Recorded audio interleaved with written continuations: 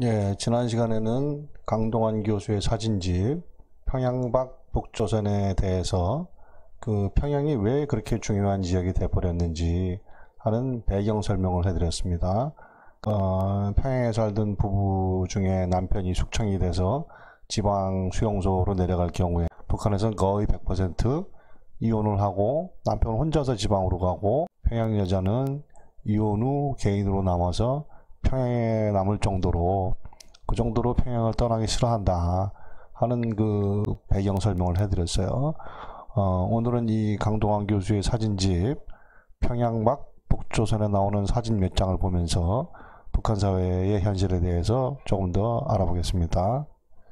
그래서 오늘 소개해드릴 이 책은 기본적으로 사진집이기 때문에 그냥 사진을 쭉 보는 재미가 있어요.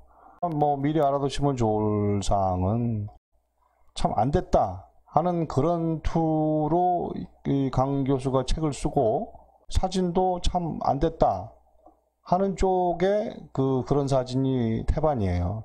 근데 그럴 수밖에 없는 게, 근데 이 강동원 씨는 말하자면 북한, 여기 이제 한국에서 이 양반이 탈북자들을 인터뷰하고 또 중국에 가서도 탈북 여성들을 인터뷰했잖아요. 거기서 거의 인신매매를 당해가지고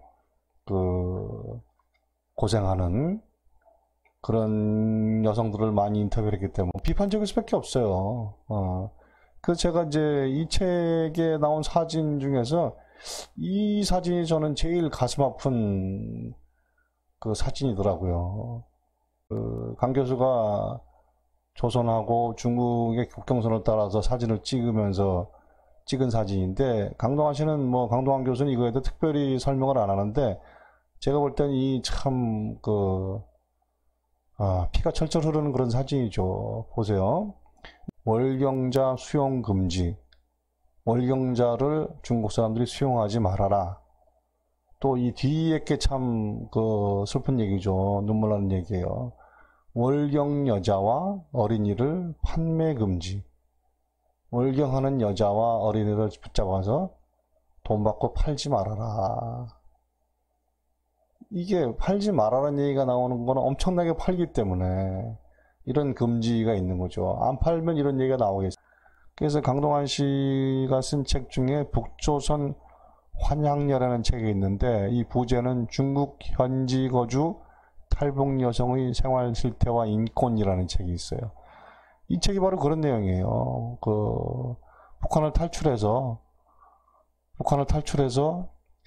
중국에서 인신매매 당해서 사는 여자들 얘기예요.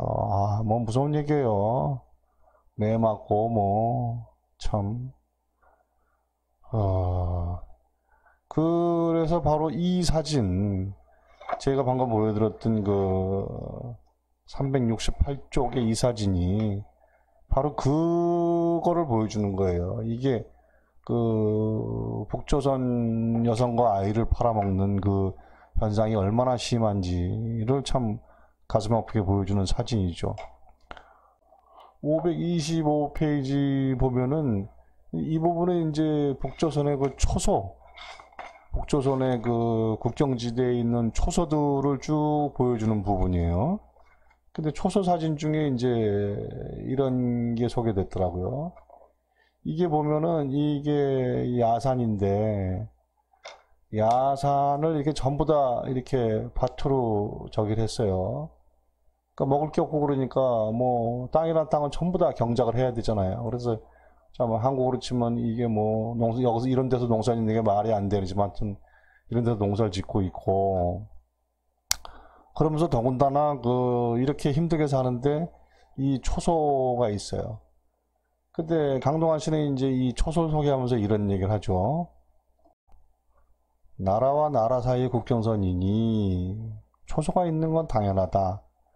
하지만 그곳의 초소는 밖으로부터 안을 지키는 게 아니라 안에서 밖으로 나가려는 사람을 잡아내고 가려내는 그런 초소다 하는 얘기죠.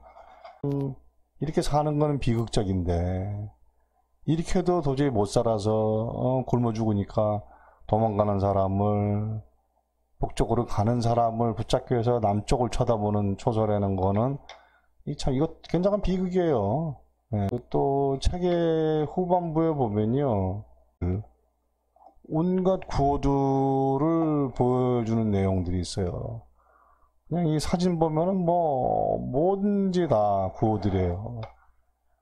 그래서 이 사진을 보시면 이건 송전역이라는 데인가 본데요. 이 모든 역에는 이런 구호가 두 가지가 공통적으로 있대요. 친애하는 최고 영도자 김정은 동지 만세라는 구호가 있고, 또 영광스러운 조선노동당 만세, 이런 구호가 있는 게 특징이고, 북한에서는 초등학교를 소학교라고 그러는데요, 소학교. 소학교에는 뭐 이런 구호가 거의 공통으로 걸려 있다는 거죠. 소학교에는 경애하는 김정은 장군님의 참된 아들딸이 되자, 뭐 이런 구호가 있고, 이런 구호가 제일 많다는 거죠. 경애하는 김정은 장군님의 참된 아들딸이 되자라는 구호가 있고, 또 조선을 위하여 배우자라는 구호가 걸린 경우도 있고. 근데 이런 구호라는 걸 한번 생각해 보세요. 이런 구호가 도대체 뭘 뜻하는지. 이런 구호가 사실은 한국에도 남한에도 90년대까지 굉장히 많이 있었어요. 그래서 제가 기억이 나는데, 제가 90년대 초죠. 90년도 김영삼 대통령 시절에 유럽에서 온 관광객을 통역을 맡아서 한 적이 있어요. 잘 하지도 못하지만 어쨌든 그 부탁을 받아서 했는데요. 그때 그 유럽 사람들이 물어보더라고요. 한국 어딜 가나 이런 구호가 있어요. 뭐 그때 한국에 구호 많았어요. 안전사고 없애자는 것도 있었고, 뭐 빨갱이 때려잡자는 것도 있었고, 뭐 어디 가나 구호가 많았어요. 그래서 그걸 보고 물어보더라고요. 독일 사람이 물어보면 저게 도대체 무슨 의미냐. 그래서 제가 설명을 해줬죠. 이건 뭐 무슨 소리고 무슨 소리고 했더니 그 사람 얘기가 그거예요. 자기네도 나치 시절에는 그런 게 굉장히 많았다는 거예요. 독일 사람이니까. 그런 게 더 없어졌죠. 독일에 이제 전쟁에서 패하면서. 요새 한국에 그런 구호 많지 않아요. 그죠? 뭐, 일부 정당에서 선거 때 내거는 구호 말고는 그런 뭐, 이런 식으로, 뭐, 몸을 바치자는 운동, 이런 구호 없어요. 뭐, 초등학교에 이런 구호 거는 거 말이 돼요? 뭐, 대통령의 참된 아들딸이 되자라는 구호를 내걸댔는지, 뭐 대한민국을 위하여 배우자 이런 소리 하면 이거 곤란한 거예요. 이거 왜 학생이 공부를 하는 게 왜 대한민국을 위해서 배워야 돼요? 이거는 예전에 그 국민교육헌장 우리는 민족중흥의 역사적 사명을 띠고 태어났다. 그런 구호가 의미하는 게 뭐예요? 너보다 더 중요한 게 대한민국이다. 너보다 더 중요한 게 대한민국의 중흥이다. 너는 아무것도 아니다. 너를 바쳐서 대한민국에 이바지해라. 전체주의죠, 전체주의. 개인보다 전체가 중요하다는. 한국에서 그런 구호가 사라진 거는 그런 식의 전체주의가 말이 안 되기 때문에. 또 나치가 그런 구호를 많이 썼지만 없어졌고, 일본에서도 뭐 패전과 함께 그런 게 없어졌겠죠. 북한은 아직 그냥 남아있는 거예요. 이것도 굉장히 무서운 거죠. 그러니까 이런 구호를 아주 쉽게 얘기하자면 뭐냐면요. 왜 얼마 전에 그 한국 고위 관리가 국민은 개돼지 발언해서 난리가 났었잖아요. 그거랑 똑같은 거예요, 사실. 이런 구호가 의미하는 게 바로 그거예요. 너희는 개돼지니까 중요한 김정은 장군님한테 너의 목숨을 바쳐라. 너의 모든 걸 바쳐라. 하는 의미의 구호죠. 그러니까 이런 구호들이 아직도 북한에 많은 게 너무 사진에 많이 찍히고 어디 가나 있으니까. 북한의 마을에 가면 이른바 영생탑이라는 게 있는 거예요. 영생탑. 이게 이제 마을에 있는 거겠죠. 각 마을에. 영생탑의 내용은 뭐냐면은 위대한 김일성 동지와 김정일 동지는 영원히 우리와 함께 계신다. 김일성, 김정일의 사진을 걸어놓는 게 바로 그런 의미죠. 이 두 사람이 영원히 우리와 함께 간다. 각 마을에도 이런 식으로 영생탑을 세워놓은 거죠. 너희들이 중요한 게 아니고 김일성, 김정일, 그리고 지금 현재의 지도자인 김정은이 중요하다. 이렇게 써놓고 속으로 읽기는 국민은 개돼지, 이렇게 읽어도 전 된다고 생각해요. 이 강동원 교수의 평양박 북조선을 보면서 제가 생각이 드는 거는 현재 북한을 보는 시각이 사실은 두 가지가 있어요. 진청규 기자나 이 신은미 씨라고 왜 그 북한 방문해서 북한 방문기가 문제가 됐던 박근혜 시대에 이 책은 그러니까 이제 신은미 씨가 한국에서 쫓겨나는 경험 박근혜 시대에 그걸 하면서 자기 이제 경험을 쓴 책이에요. 남과 북의 오작교가 되어. 이 책 굉장히 좋은 책이라고 생각해요, 저는. 그런 탄압을 받으면서도 신은미 씨가 어떻게 이겨냈는지. 근데 이제 신은미 씨는 북한에 대해서 이런 얘기를 해요. 남한 사람들, 그리고 미국이 그동안, 마치 북한이 곧 붕괴할 것처럼 그렇게 얘기를 했지만, 수백만 명이 굶어 죽었어도 무너지지 않은 나라다. 그리고 자기가 본 북한 사회에서 뭐 그런 혁명이랄까, 민중봉기랄까, 이럴 가능성이 거의 없는 것으로 자기는 봤다. 왜냐하면 북한 지도층과 인민들 사이에는 단단한 결속력이 있더라. 자기도 그게 뭔지는 모르겠지만 하여튼 결속력이 있더라. 는 거예요. 그러니까 저는 그래서 이렇게 신은미 씨나 진청규 씨처럼 북한의 좋은 면을 보는, 그러니까 평양이나 관광지, 이런 데 가면 인심도 좋고, 북한 사람들이 순박하고, 그런 거를 전하는 그런 책들, 그런 경험담들 좋은 거예요. 이 신은미 씨를 무슨 종북을 했다고 쫓아내고 하는 그 이제 무식한 짓이고요.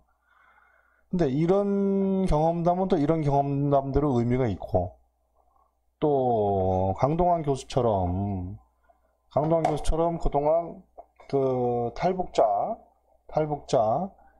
이런 사람들의 얘기를 숱하게 들은 강동원 교수는 평양박 북조선이 얼마나 한심한가, 이게 사람이 살 때냐, 이게 사람이 살고 있는 장면이나 하는 그런 측면을 얘기해주는 이런 책도 또 의미가 있는 거예요. 각자 자신의 경험을 얘기해주는 거예요. 이 두 가지를 다 종합적으로 보면 되는 거예요. 사실 우리도 그렇잖아요. 우리도 한국 사회가 좋은 면만 있나요? 안 좋은 면도 있잖아요. 주로 한국 사회의 안 좋은 면을 접한 사람은 안 좋게 얘기할 수밖에 없는 거고, 또 한국 사회의 좋은 면을 접한 사람은 그 측면을 얘기할 수밖에 없는 거예요. 그거를 듣는 사람이 종합해서 들으면 되는 거죠. 좋은 거 얘기한다 그래서 친북 정북이고, 나쁜 거 얘기한다 그래서 방공투사고 이런 게 아니에요. 하여튼 이 강동원 씨 책에 보면은 아주 비참한 장면들이 많이 나와요. 그러니까 이런 거죠.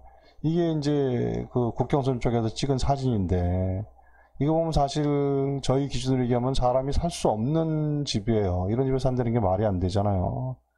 여기 빨래가 널려 있어요. 빨래가 널려 있다는 건 사람이 산다는 소리예요. 그렇죠? 이런 집에서 지금 사람이 살고 있는 거예요, 지금. 끔찍한 얘기예요. 마지막에는 이제 북한에서 강동원 씨가 찍은 사진에서 북한 사람들의 표정을 쭉 보여줘요. 그럼 여기서 웃는 애들도 있고, 그래요. 전부 다 살기 힘들고, 죽을똥살똥하는 그런 데만 아니죠. 거기도 사람이 사는 데니까. 하지만 이제 강동원 교수는 주로 포커스를 맞춘 게, 어려운 측면, 이런 측면에 포커스를 맞췄다고 볼 수가 있죠. 평양 밖을 보여주는 사진집이 나왔다는 것도 저는 굉장히 의미 있다고 생각이 되더라고요. 자, 그럼 오늘 이만하고 다음에 또 좋은 책으로 인사드리겠습니다. 고맙습니다.